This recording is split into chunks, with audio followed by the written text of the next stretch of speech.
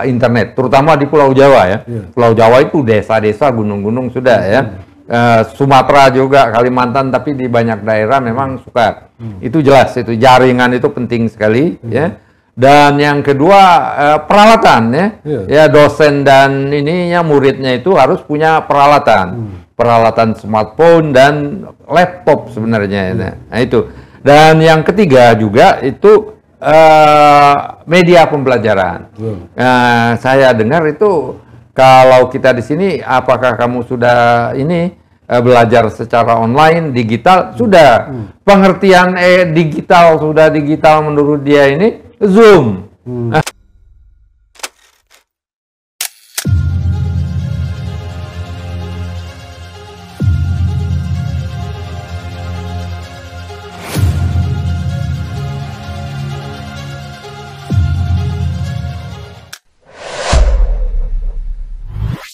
Assalamualaikum warahmatullahi wabarakatuh. Jumpa lagi dengan Kang Mizan di channel podcast TV Masumi, Matra 64 dan Bicara Bang Yani. Pemirsa, ini teknologi terus berkembang ya. Kita bicara mengenai teknologi 4.0, 5.0 dan 6.0 ya. Dan di dalam pendidikan ini penting sekali ya, pendidikan di dunia internasional ini efisien sekali ya jika menggunakan teknologi 5.0 ya, internet ya, maksudnya Internet of Things ya.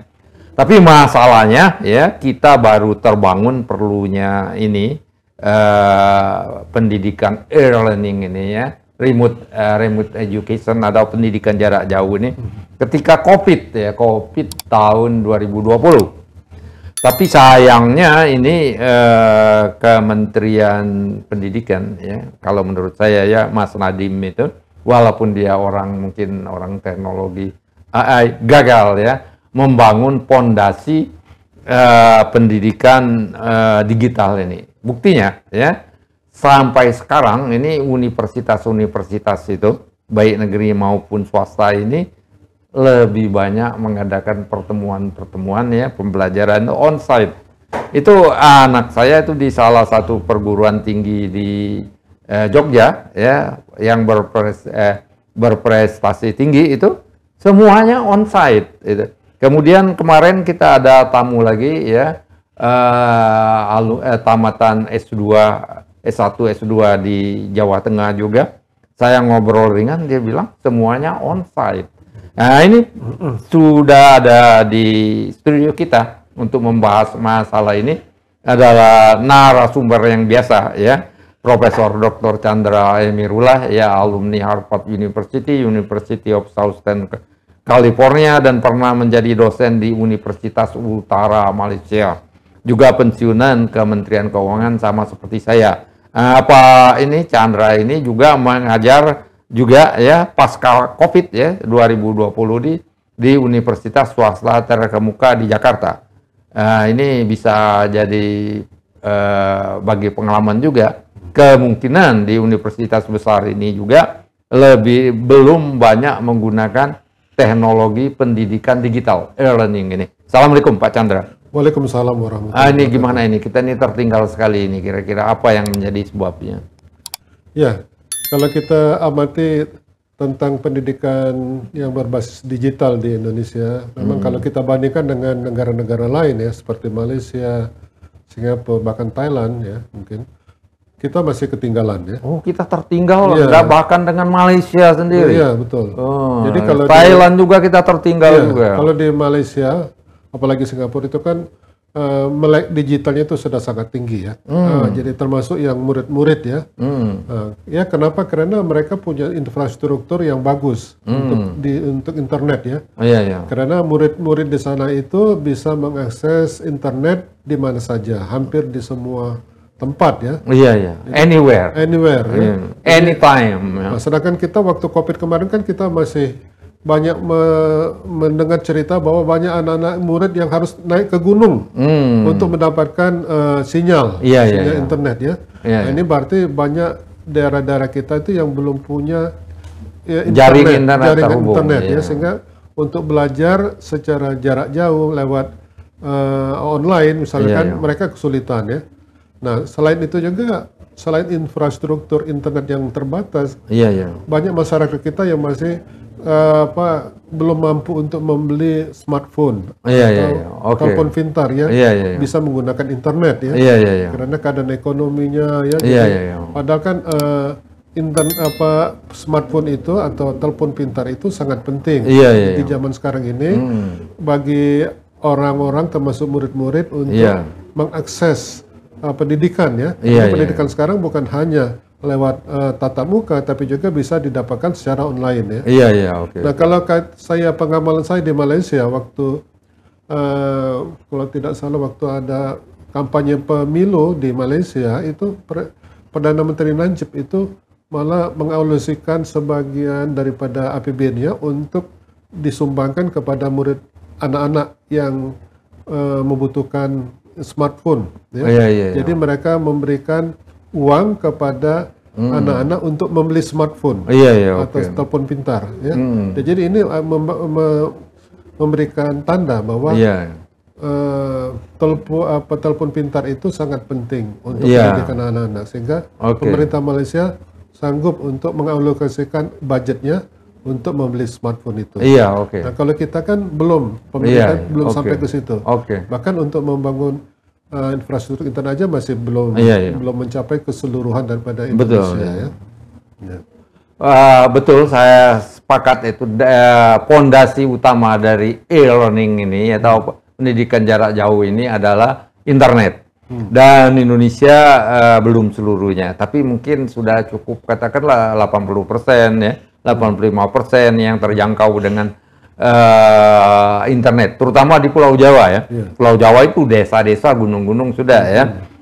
Sumatera juga, Kalimantan, tapi di banyak daerah memang suka. Itu jelas, itu jaringan itu penting sekali ya. Dan yang kedua peralatan ya. Ya dosen dan ininya muridnya itu harus punya peralatan. Peralatan smartphone dan laptop sebenarnya. Nah, itu. Dan yang ketiga juga itu media pembelajaran. Saya dengar itu kalau kita di sini, apakah kamu sudah ini belajar secara online, digital? Sudah. Pengertian digital, sudah digital menurut dia ini Zoom. Ini jauh dari mencukupnya. Karena kalau Zoom ini, kadang-kadang dosen itu hanya mengunggah video atau mengunggah apa, nonton rame-rame. Nah ini sangat apa itu namanya, sangat kurang memadai. Zoom itu, Zoom diperlukan, tapi diperlukan hanya sewaktu-waktu untuk tatap muka virtual ya. Nah, yang basis dari pendidikan online ini sebenarnya yang tidak dibangun ya, tidak dibangun oleh Kementerian Mas Nadiem ya. Nah, terutama juga orangnya ya. Misalnya sudah ada sistem pembelajaran jarak jauh, yang perlu dididik itu guru-gurunya dulu itu sebenarnya. Ini sekarang anak saya itu bimbingan skripsinya selalu print out terus, habis uangnya print out. Aku bilangin apa nggak periksanya online aja.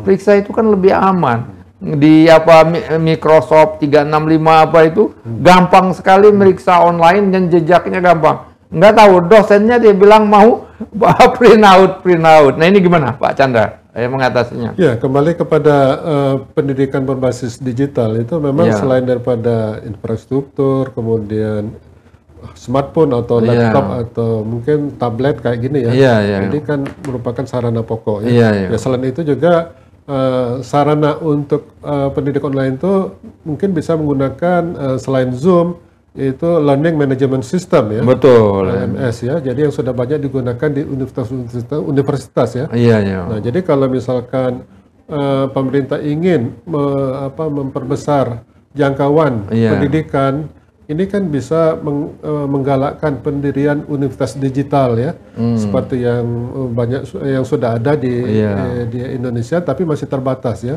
Seharusnya pemerintah menggalakkan universitas, mungkin juga sekolah-sekolah menengah berbasis digital ya. Nah itu dari kembali kita harus menggunakan sistem yang betul-betul baik ya, terkoneksi. Jadi ada learning management systemnya, merupakan software di mana pemberian kuliah atau pelajaran itu bisa dilakukan melalui internet, bukan hanya Zoom saja, tapi bisa diupload di dalam websitenya universitas atau sekolah. Kemudian murid-murid bisa mengakses, membaca bahan-bahan kuliah itu di internet lewat website itu kemudian mengerjakan tugas segala macam itu dengan di internet, diunggah di situ aja, paperless, jadi nggak ada kertas lagi ya. Jadi tidak perlu mengirimkan surat lembar tertulis, kertas tertulis ya. Jadi cukup di situ saja. Tadi seperti kita membimbing mahasiswa untuk melakukan pembuatan skripsi cukup dengan menguploadnya di internet kemudian nanti dosennya bisa membaca dan tidak perlu berdasarkan fotokopi ya. Teknologi fotokopi jangan dipakai lagi lah, sudah ketinggalan sekali itu. Dan juga memang dengan menggunakan internet ini kan lebih efisien ya. Jadi untuk murid-murid yang mungkin sampai sekarang belum bisa datang ke sekolah tatap muka karena mungkin kebatasan biaya atau tempatnya yang terlalu jauh ya, mungkin pemerintah perlu menggalakkan sekolah-sekolah digital ini ya.